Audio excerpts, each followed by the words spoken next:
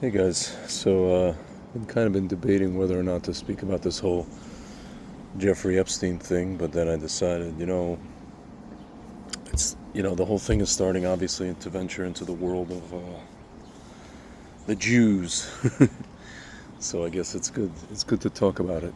Excuse me, it's like a little under the weather here. So I guess let's start with the low-hanging fruit here. The low-hanging fruit being that we know that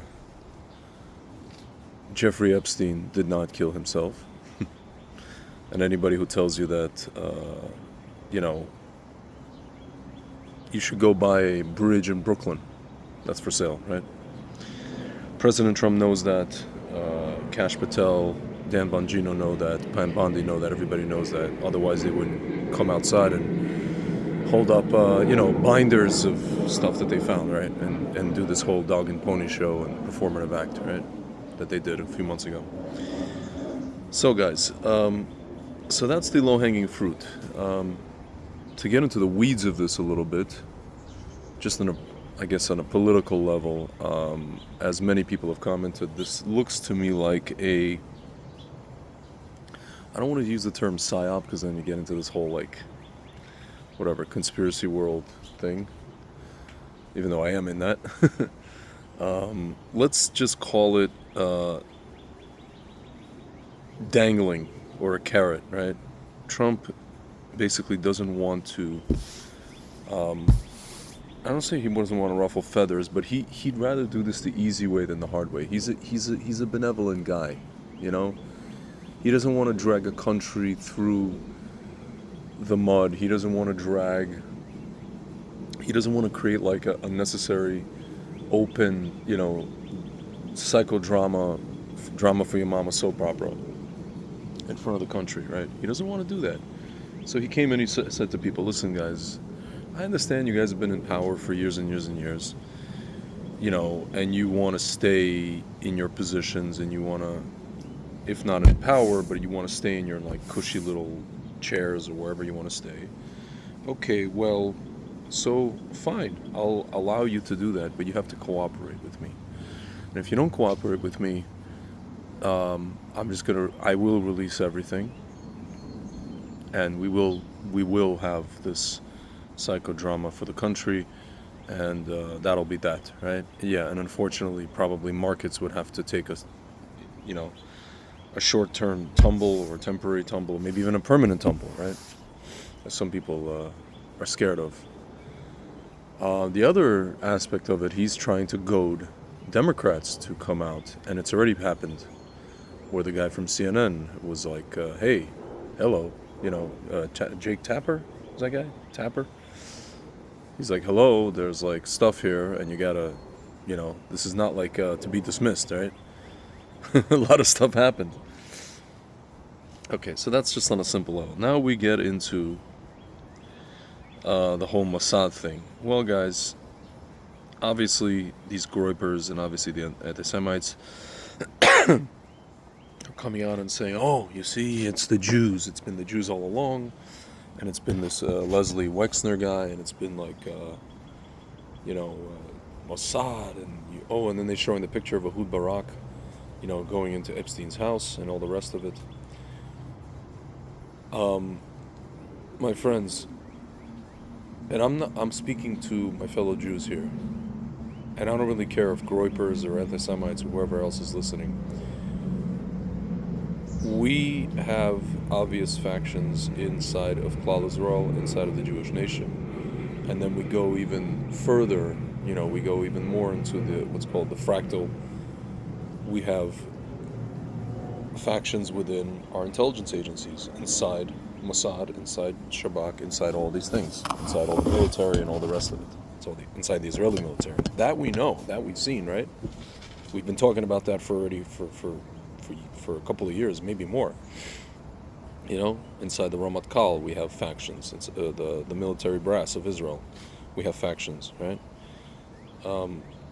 Inside Shabak, we have factions. Inside the Israeli government, we have factions, open factions, right? Not like, it's not a secret, right? Where this, like, underwhelming minority claims to represent 50% of the country. I literally have spoken to these people, right? They're like, oh yeah, Bibi divided the country. I'm like, no, bro, he divided your block of Tel Aviv, okay? He divided your block of Tel Aviv, of North Tel Aviv. He didn't divide the country. The country is 90% right wing or normal, or even if they're left of center, they're not as fruity as you, okay? That's what I tell these people. So, these Kaplanistim, whatever, the Kaplan people. So, my friends, we have factions in the Israeli government. So it's entirely possible, given what we've seen, Ehud Barak. It's just simple as a photo of Ehud Barak, the literal enemy of his own people, entering Epstein's house. So why was he entering? Just to have fun, to speak to him about something, to debrief him to this, literally debrief him, debrief him in the figurative sense, in the literal sense. A lot of jokes about Bill Clinton with the debriefing. But anyway, whatever, with Monica Lewinsky. So whatever that is, guys, I mean, it doesn't, see, unlike Naftali Bennett and all these clowns, it doesn't bother me if, in fact, certain elements in the Israeli government were involved with Epstein.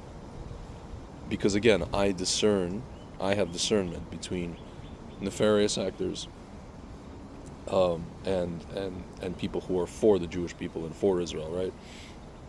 Who would not be involved with such a fruitcake, right? And I understand, just as I'm assuming you guys watching understand, that there is such a thing called Erev Rav, there is such a thing called an internal enemy of the Jewish people, who would be involved in such a thing, right? That's basically it. So now those of you guys are saying, well, what about Ghislaine Maxwell and her father, Robert Maxwell? Yeah, my friends. Robert Maxwell, the father of Ghislaine Maxwell, who died a very mysterious death, I believe in the 80s, on a boat somewhere in the Mediterranean, off the coast of Israel. He was involved with Mossad, yes. He was involved in helping, largely, the Jewish people, all the things that he was doing. You guys should read the book about his life by actually, I forget the name of the author, but the author is the same author who wrote Gideon's Spies, the very well-researched book about the Mossad, right? So the same guy, I forget his name, it escapes me now, but he wrote a book about Robert Maxwell's life, a very well-researched book. Robert Maxwell, yes, was, so to speak, one of the good guys. He helped Israel. He created like a software. He had a company where he created a software to basically, which would be implanted in the computers of, Soviet government and all these, commie, anti-Western governments. And he basically helped Israel in that way. He was buried on the Mount of Olives. Yeah, I will say, which I found a little bit strange. He was eulogized by none other than Shimon Peres, which kind of. Then again, if you look back, Shimon Peres, I guess at one point was, so to speak, right-wing, I guess, at one point, but became, I don't know what he became. A lot of people think a chip was implanted into his head. Speaking of chips implanted, different conversation. So, yeah, guys, I mean, there was obviously involvement. It could be that Ghislaine Maxwell was, she went kind of on her own path, and maybe she was recruited by the wrong people in Mossad, so to speak, and she went where she went. If you guys notice, now she actually is willing, she said she is willing to speak to Congress about this whole thing, right? So it could be she's going to come clean about everything, and we don't know. But guys, I mean, this whole thing of, oh, nothing happened, nothing was done, and nothing this and nothing that, guys, we obviously know something happened. Trump knows, Kash Patel knows, Bongino knows, Bondi knows, there's a bunch of people. I mean, obviously this is something that's being covered up. Does it implicate every Jew on earth? Definitely not. Does it implicate the entirety of the Mossad? Definitely not, right? But guys, we do have to get to the bottom of this. We have to get to the truth. Yes, we have to speak about this openly as Jews as Israelis in Israel, etc., etc. We can't just be like Naftali Bennett. Oh, Tucker Carlson said this and forget about it. It's bad, folks. It's bad to do that. What I'm saying is bad to do that, right? You're insulting people's intelligence, and you're just throwing, you're throwing the baby out with the bathwater. You're eliminating all nuanced conversations, and you're taking people for fools. And yes, and then you're making people think even more that every Jew is implicated in this whole thing, which we're not, obviously, right? Yeah. So anyway, guys, that's just kind of what I wanted to say about this issue. Um, what else?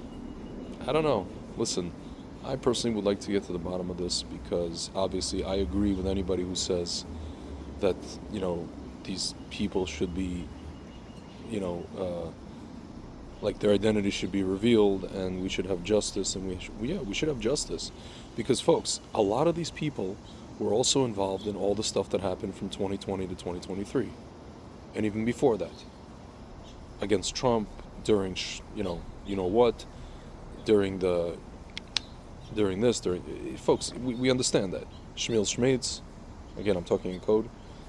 So now you could say, well, what about the markets? A lot of these people are financial, tycoons and this and that. What about the folks? At the end of the day,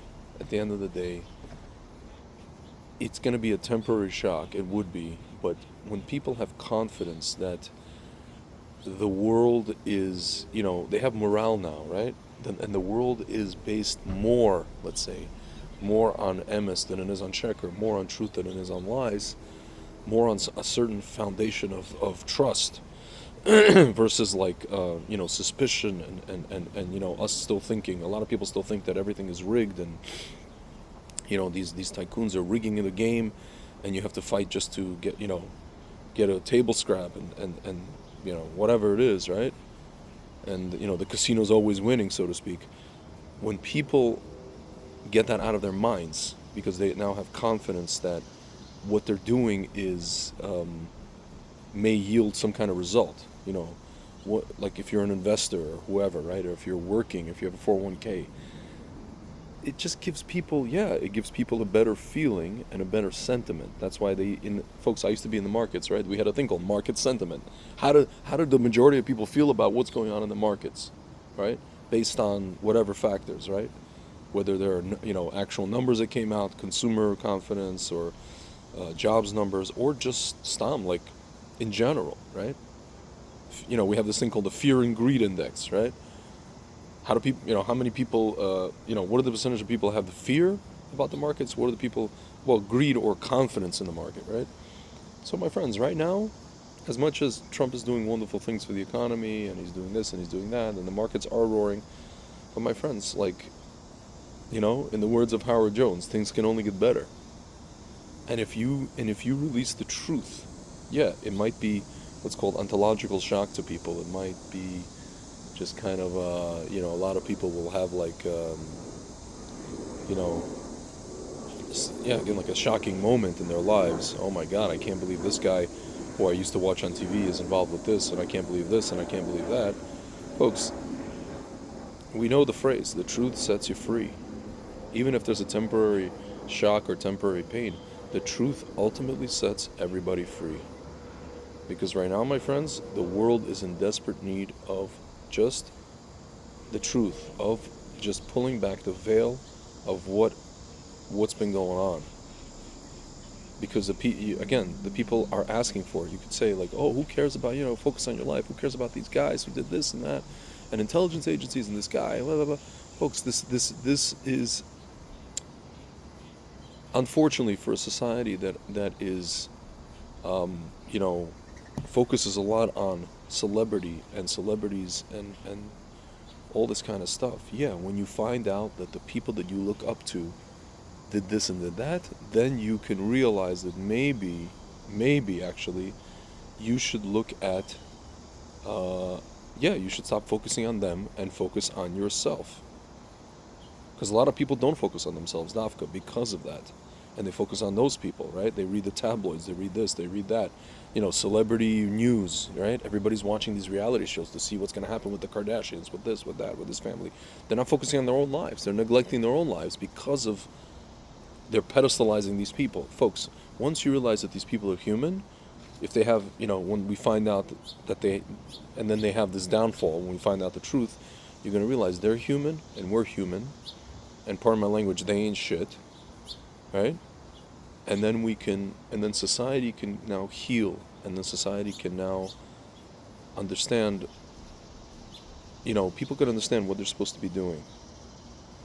And proceed with confidence and clarity, right? That's really the positive aspect of this, of what's to come of this, right?